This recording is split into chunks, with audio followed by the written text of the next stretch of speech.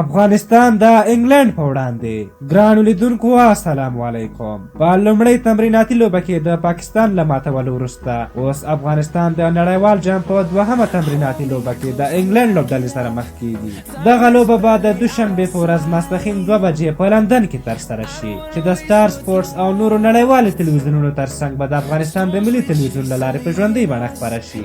د هوا حالاتو د اټکل له مخې اسمان کې به یو څه وریځ وي، خو د ورښت اټکل پکې نشته. د یادولو ده چې افغانستان لومړۍ تمریناتي لوبه کې پاکستان ته ماتې ورکړه چې له دې سره د لوبډلې مورال ډېر جګ دی. خو بلخوا انګلند چې د یو ورځنیو لوبو یوه خطرناکه لوبډله ده، خو دا چې په تېرو جامونو کې انګلند لوبډله دومره ښه نه ده ځلېدلې او په لومړۍ تمریناتي لوبه کې هم اسټرالیا ته ماتې وخوړه. ښایي د دې لپاره چې دوی وښیي چې د نورو سیریزونو او میچونو ترڅنګ په نړیوال جام کې هم ښې لوبې ترسره کوی ممکن یو څه تر فشار لاندې وي. که څه هم دا لوبې تمریناتي دي، خو د رسمي لوبو له شریکېدو مخکې ډېرې با ارزښته دي او د لوبغاړو د مورال او د پیچونو او هوا حالاتو بلدتیا کې مهم رول لري. ستاسو په نظر افغان لوبډله څنګه کولی شي انګلند لوبډلې ته ماتې ورکړي؟ افغان لوبغاړي باید کومه ستراتیژي تر کار لاندې ونیسي؟ خپل نظر مو راته په کومنټ کې شریک کړئ. که زموږ دغه ویډیو مو خوښه شوې وي ضروري لایک کړئ. تر بلې ویډیو مو په لویه بخون کې خدای سپارم. د الله په امان.